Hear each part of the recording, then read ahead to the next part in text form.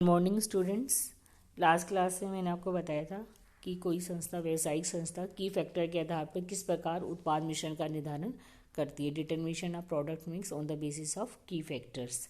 की फैक्टर्स मैंने आपको जैसे बताए थे, की फैक्टर्स वो फैक्टर्स होते हैं जो कि शॉर्ट सप्लाई में होते हैं, जैसे कि रॉ मटेरियल की सीमित मात्रा उपलब्ध होना, श्रम घंटे, लेबर आवर्स की एक से ज़्यादा की फैक्टर्स भी हो सकते हैं, है ना। किसी संस्था में एक ही फैक्टर भी हो सकता है, या लेबर की सीमित मात्रा उपलब्ध होना, मशीन की सीमित मात्रा उपलब्ध होना, कई बार मांग भी सीमित मात्रा में होती है। तो किसी संस्था में एक या एक से अधिक की फैक्टर्स हो सकते हैं। तो जब हम की फैक्टर्स के आधार की फैक्टर्स होते हैं, तब उत्पाद मिश्रण का निर्धारण जो है वो प्रोडक्ट्स की जो मैक्सिमम प्रोडक्ट्स की जो कंट्रीब्यूशन है उसके आधार पर ना करके की फैक्टर के कंट्रीब्यूशन के आधार पर किया जाता है। इसको एक उदाहरण की सहायता से स्पष्ट कर सकते हैं। एक इंजीनियर कंपनी से संबंधित नियम सूचना के आधार पर कंपनी को अधिकतम लाभ प्रदान करने वाले उत्पाद मिश्रण का निर्धारण करना है, ठीक है, प्रोडक्ट मिक्स डिसाइड करना है। इसमें रॉ मटेरियल जो गिवन है, हमें रॉ मटेरियल पर यूनिट है 20, 12 और 30। Labour hours per unit given है 30, 50 और 40। सेलिंग प्राइस गिवन है और maximum units of production given है। एक्स की 4000, वाई की एक्स की 6000, वाई की 4000 और जेड की 3000। और अधिकतम जो लेबर आवर्स घंटे उपलब्ध है वो 3,68,000 है, मैक्सिमम अवेलेबल लेबर आवर्स, ठीक है। तो इसमें सबसे पहले हम प्रॉफिटेबिलिटी निकालेंगे, कंट्रीब्यूशन निकालेंगे एक्स और वाई और जेड का पर यूनिट। फिर उसके बाद की फैक्टर्स का निकालेंगे। तो की फैक्टर्स यहाँ पर लेबर है। तो सेलिंग प्राइस हमें गिवन है, एक्स का जो सेलिंग प्राइस है 250 है, वाई का 200 है और जेड का 400 है। उसके बाद इसमें से हम मार्जिनल कॉस्ट घटा देंगे, रॉ मटेरियल। तो इसमें raw material per unit given है, इसकी कॉस्ट नहीं गिवन है, ये लिखा है रॉ मटेरियल पर यूनिट कितनी है 20 और कॉस्ट कितनी है 10 रुपये पर केजी है। तो 20 को 10 से मल्टीप्लाई करेंगे तो कितनी आ जाएगी 200 आ जाएगी। वाई की 12 को 10 से करेंगे तो 120 आ जाएगी और जेड की 30 को 10 से करेंगे 300 आ जाएगी। इसी प्रकार लेबर आवर निकालेंगे। Labour our cost per unit कितनी है, ₹1 पर आवर है। तो 1 घंटे तो लेबर जो यूज़ हो रहा है पर यूनिट में 30 हो रहा है एक्स का, तो कॉस्ट ₹1 है, तो 1 से मल्टीप्लाई करेंगे तो 30 आ जाएगी। वाई की 50 और जेड की 40, ₹1 से मल्टीप्लाई करने पर घंटों। तो टोटल मार्जिनल कॉस्ट एक्स की कितनी होगी 230 और इसका सेलिंग प्राइस कितना है 250। तो कंट्रीब्यूशन कितना आ गया 20। इसी तरह वाई का निकालेंगे। वाई की जो मार्जिनल कॉस्ट 170 है और सेलिंग प्राइस 200 है, तो 30 हो गया। और जेड का जो कंट्रीब्यूशन निकालेंगे तो जेड की जो सेलिंग प्राइस है 400 और मार्जिनल कॉस्ट 340, तो 60 आ गया। अब हम निकालेंगे कंट्रीब्यूशन की फैक्टर का। की फैक्टर यहाँ पर क्या है लेबर, तो कंट्रीब्यूशन पर लेबर आवर निकालेंगे। तो इसको जो हमारा जो कंट्रीब्यूशन है इसको नंबर ऑफ जो लेबर आवर्स है उसे डिवाइड कर देंगे। तो एक्स का जो लेबर आवर कंट्रीब्यूशन है 20 है और लेबर आवर कितने हैं 30। 20 को 30 से डिवाइड करेंगे तो कितना आएगा 0.67। इसी प्रकार वाई का जो कंट्रीब्यूशन है 30 है और लेबर आवर 50 है। 30 को 50 से डिवाइड करेंगे तो 0.60 आ जाएगा। और जेड का जो है कंट्रीब्यूशन 60 है और लेबर आवर 40 है। 60 को 40 से डिवाइड करेंगे तो 1.50। इस क्वेश्चन में सर्वाधिक जो है कंट्रीब्यूशन किसका है जेड का, लेबर है ना, पर लेबर आवर। तो हम जेड को प्राथमिकता देंगे, जेड का सबसे ज़्यादा उत्पादन किया जाएगा, अधिकतम संभव उत्पादन। उसके बाद सेकंड जो प्रेफरेंस है वो किसको दी जाएगी एक्स को दी जाएगी और थर्ड प्रेफरेंस किसको देंगे हम वाई को, ठीक है। तो इस प्रकार जो मिश्रण हो जाएगा, सबसे पहले हम प्रोडक्ट मिक्स इस प्रकार होगा। जेड का सबसे ज़्यादा करेंगे, जेड लिखेंगे और इसका जेड की जो मैक्सिमम प्रोडक्शन 3000 कर सकते हैं, तो अधिकतम संभव उत्पादन करेंगे 3000। और एक यूनिट को बनाने में लेबर आवर कितना यूज़ हो रहा है 40 हो रहे हैं, तो 3000 को 40 से मल्टीप्लाई करेंगे तो 1,20,000 घंटे यूज़ हो जाएंगे जेड में। उसके बाद एक्स का उत्पादन करेंगे, सेकेंड प्रेफरेंस एक्स को देंगे कि इसकी जो जो कंट्रीब्यूशन है वो पर लेबर आवर 0.67 है, ठीक है। तो एक्स का अधिकतम 6000 कर सकते हैं। तो 6000 को और एक यूनिट को बनाने में कितनी यूज़ हो रही है लेबर आवर 30, तो 6000 को 30 करेंगे मल्टीप्लाई करेंगे तो 1,80,000 रहेगा, ठीक है। इस यूज़ हो जाएगा लेबर आवर जो एक्स को कितने यूज़ रहेंगे एक्स की प्रोडक्शन में 1,80,000। तो टोटल लेबर आवर यूज़ हो गए 3,00,000, तो बचे हमारे पास 68,000। अब 68 लेबर आवर से हम जो जिसका सबसे कम कंट्रीब्यूशन है पर लेबर आवर जो वाई है उसका प्रोडक्शन करेंगे। तो इसमें बैलेंसिंग फिगर निकालनी होती है हमें।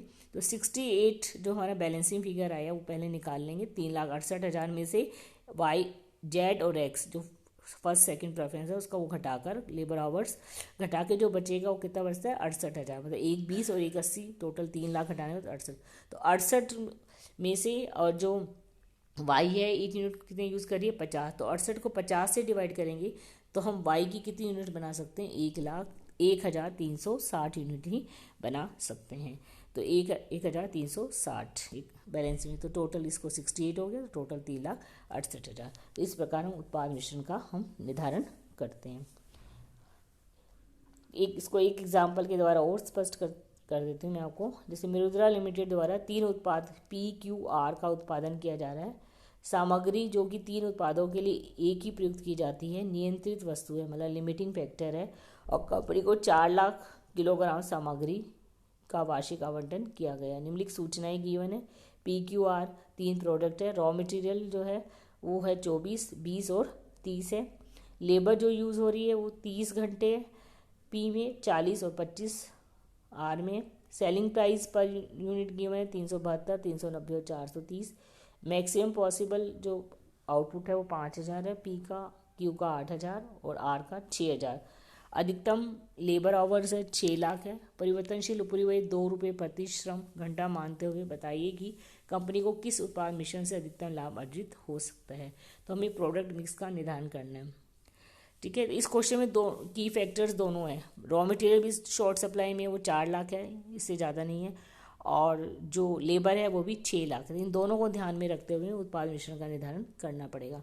तो पहले हम स्टेटमेंट ऑफ कंपैरेटिव प्रॉफिटेबिलिटी निकालेंगे, कंट्रीब्यूशन की स्टेटमेंट निकालेंगे कि की फैक्टर्स का कितना प्रॉफिटेबिलिटी है, कंट्रीब्यूशन। तो PQR है।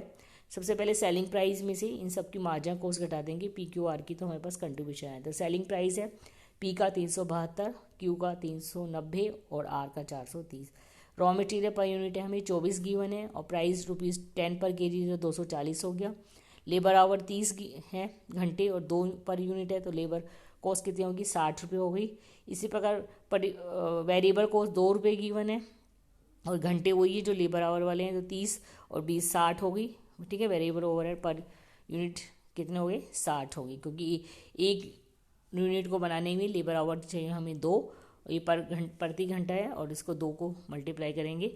ठीक है, 2 चाहिए, तो इसमें हमें 2 है, और लेबर आवर कितने चाहिए, P को 30 सॉरी है ना, और 2 ये है, तो कितनी हो गई, 60। इसी तरह Q की निकाल लेंगे।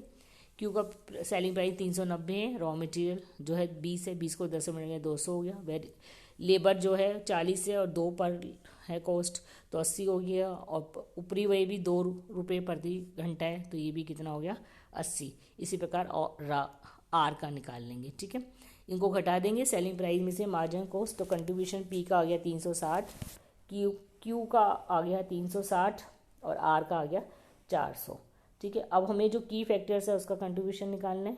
कंट्रीब्यूशन पर केजी ऑफ रॉ मटेरियल निकालेंगे। रॉ मटेरियल जो है एक यूनिट को बनाने में P का 24 यूज़ हो रहा है, 360 को 24 से डिवाइड करेंगे तो कितना आ जाएगा, 50 पैसे। ठीक है, 12 को 312 है, और इसकी जो यूनिट्स यूज़ हो रही है 24, 12 को 24 से डिवाइड करेंगे तो कितना आएगा, 50 पैसे। इसी प्रकार Q है, Q का जो कंट्रीब्यूशन है कितना है, 30 है, और 30 को जो रॉ मटेरियल कितना है, 20 है एक यूनिट को बनाने में, 30 को 20 से डिवाइड करेंगे तो 1.5 आ गया। और कंट्रीब्यूशन जो है R का जो है 30 है, और एक यूनिट को बनाने में रॉ मटेरियल भी 30 यूज़ हो रहा है, तो 30 को 30 से डिवाइड करेंगे तो 1 आ गया। तो इसमें जो रॉ मटेरियल के आधार पे हम फर्स्ट प्रेफरेंस किसको देंगे, Q को देंगे, सेकंड प्रेफरेंस हम R को देंगे, और थर्ड प्रेफरेंस किसको देंगे, हम P को। सबसे मैक्सिमम Q का उत्पादन किया जाएगा, फिर R का, और लास्ट में P का जो बचा हुआ उत्पादन कर सकते हैं वो करेंगे। इसी प्रकार कंट्रीब्यूशन हम, क्योंकि इसमें 2 की फैक्टर्स है, दोनों का निकालेंगे, तो कंट्रीब्यूशन पर लेबर आवर भी निकालेंगे। कंट्रीब्यूशन पर लेबर आवर जो है वो, अब जो कंट्रीब्यूशन है 12 है P का, और लेबर कितनी यूज़ हो रही है, घंटे 30, तो 12 को अगर 30 से डिवाइड करेंगे तो 0.40 आ गया। इसी प्रकार Q का जो है कंट्रीब्यूशन कितना है, 30, और लेबर आवर है 40, 30 को 40 से डिवाइड करेंगे 0.75 आ गया। और R का जो कंट्रीब्यूशन है, लेबर आवर कितने हैं, 25, और कंट्रीब्यूशन है इसका 30, 30 को 25 से डिवाइड करेंगे तो 1.20 आ गया। तो फर्स्ट प्रेफरेंस R को देंगे, सेकंड प्रेफरेंस हम Q को देंगे, और थर्ड प्रेफरेंस हम P को देंगे। ठीक है, अब उक्त क्वेश्चन में लाभदायकता जो है क्रम भिन्न भिन्न है, लेबर का अलग है और सामग्री का अलग है, लेकिन अगर हम देखें तो थर्ड प्रेफरेंस P की है दोनों केसेस में थर्ड प्रेफरेंस P का ही तीसरा क्रम है। तो इस दृष्टि से अगर हम उत्पाद मिश्रण देखें तो उसका निर्धारण इस प्रकार से होगा। अगर हम रॉ मटेरियल की दृष्टि से देखें तो रॉ मटेरियल हमारे पास 4 लाख है, तो सबसे पहले फर्स्ट प्रेफरेंस रॉ मटेरियल में हम किसको दे रहे हैं, क्यू को दे रहे हैं और सेकंड आर को, थर्ड पी को। तो क्यू की जो है मैक्सिमम यूनिट्स 8000 है, हम 8000 प्रोडक्शन करेंगे क्यू का। और इसका जो रॉ मटेरियल पर केजी कितना यूज़ हो रहा है, 24। ठीक है, तो 8000 को अगर हम 24 से मल्टीप्लाई करते हैं तो टोटल कितना आ जाएगा, 1,60,000। इसी प्रकार आर का निकालेंगे, आर का हम 6000 प्रोड्यूस कर सकते हैं और पर यूनिट रॉ मटेरियल 30 है, तो 6000 को 30 से किया तो 1,80,000 हो गया। तो टोटल कितना यूज हो गया, 3,40,000। तो टोटल 4 लाख है, तो 3,40,000 यूज हो गया। तो पी के लिए कितना बचा, 60,000। ये बैलेंसिंग फिगर निकालेंगे तो 60,000 पी के लिए यूज़ कर सकते हैं। और पी की 1 यूनिट बनाने में हमें कितना रॉ मटेरियल चाहिए, 24। ठीक है, तो 60,000 को 24 से डिवाइड करेंगे 25। और जो ऊपर सॉरी जो क्यू में था ना, ये जो क्यू की जो यूनिट से हम 8,000 बना सकते हैं और क्यू को बनाने में यूनिट 20,000 है, तो अभी 8 को 20 से किया तो 1,60,000 आया। ठीक है, इसी प्रकार आर की जो यूनिट्स हैं वो हम 6,000 मैक्सिमम बना सकते हैं। 6,000 को हमने 30 से मल्टीप्लाई किया तो 81 आया। ठीक है, और पी की जो है 1 यूनिट को बनाने में हमें 24 चाहिए और हमारे पास 60,000 ही रॉ मटेरियल बचा है। तो 60,000 को 24 से डिवाइड करें तो मैक्सिमम हम यहाँ डिवाइड करके देखना पड़ेगा कि मैक्सिमम कितनी यूनिट बना सकते हैं, तो 2500 ही बना सकते हैं। तो रॉ मटेरियल यूज़ हो गया 60,000, तो टोटल 4 लाख हो गया। ठीक है, अब लेबर की दृष्टि से देखें कि उत्पाद मिश्रण क्या होगा, तो लेबर की दृष्टि से फर्स्ट प्रेफरेंस किसको देंगे, हम आर को, क्योंकि सबसे ज़्यादा कंट्रीब्यूशन किसका है, आर का। ठीक है, तो आर की जो यूनिट्स हम 6,000 यूज़ कर सकते हैं। 6,000 को आर में 1 यूनिट को प्रोड्यूस करने में 25 चाहिए, तो टोटल कितना हो गया, 1.5 लाख। 25 घंटे चाहिए, 1.5 लाख हो गया। सेकंड प्रेफरेंस क्यू को देंगे, क्यू की 1 यूनिट बनाने में 40 घंटे चाहिए, तो 8,000 इसका मैक्सिमम प्रोडक्शन कर सकते हैं। 8 को 40 से जो मल्टीप्लाई किया तो 3,20,000 हो गया। तो टोटल हमारे घंटे यूज़ हो गए इसमें 4,70,000 और हमारे पास अवेलेबल कितने, 6 लाख। तो बचे कितने, 470 घटा देंगे अगर 6 लाख में से तो 130। तो पी के लिए हमारे पास 1,30,000 घंटे अवेलेबल है और पी की 1 यूनिट बनाने में हमें लेबर कितना चाहिए, 30।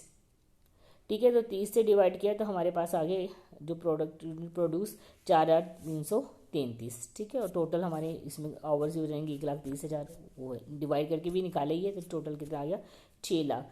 तो अब क्योंकि अगर हम लेबर की दृष्टि से देखें तो हम केवल 4,333 पी की बना सकते हैं। ठीक है, और लेकिन जो हमारे पास रॉ मटेरियल है वो केवल 2500 यूनिट्स का अवेलेबल है, तो हम पी की केवल 2500 यूनिट्स ही बना सकते हैं। तो हमारा प्रोडक्ट मिक्स इस प्रकार होगा। क्यू का हम सबसे मैक्सिमम प्रोडक्शन जो है वो हम करेंगे, क्यू का तो 8,000 ही, ठीक है, आर का 6,000 और पी का 2500। तो हमारा उत्पादन मिश्रण रहेगा पी का 2500, ठीक है, क्यू का 8,000 और आर का 6,000। तो इस क्वेश्चन में 2 लिमिटिंग फैक्टर है, दोनों को ध्यान में रखते हुए हमने निकाला है बैलेंसिंग फिगर कि हमारा कितना हम प्रोडक्शन कर सकते हैं उत्पाद मिश्रण का, दोनों को ध्यान में रखते हुए निर्णय किया गया है इस क्वेश्चन में। क्योंकि जो तीसरा प्रोडक्ट है वो जो प्रोडक्ट प्रेफरेंस है पी, दोनों केसेस में 3rd नंबर पे आ रहा था, इसको हमेशा 3rd प्रेफरेंस दी गई है। कई बार ऐसा भी हो जाता है कि हमारे 2 प्रोडक्ट्स हैं, उसमें हमें इक्वेशन सॉल्व करके निकालना पड़ता है, क्योंकि उस स्थिति में क्या होता है, 2 प्रोडक्ट्स जो होते हैं एक के आधार पर प्रेफरेंस अलग होती है, जैसे रॉ मटेरियल प्रेफरेंस अलग आ रही है, ठीक है, और लेबर के आधार पे बिल्कुल अलग आ रही है। मतलब कोई भी प्रोडक्ट ऐसे नहीं कि दोनों स्थिति में 3rd या 2nd नंबर पे आ रहा है, तो उस स्थिति में हम इक्वेशन को सॉल्व करके निर्णय लेते हैं। ये मैं आपको नेक्स्ट क्लास में आपको समझाऊंगी। Thank you.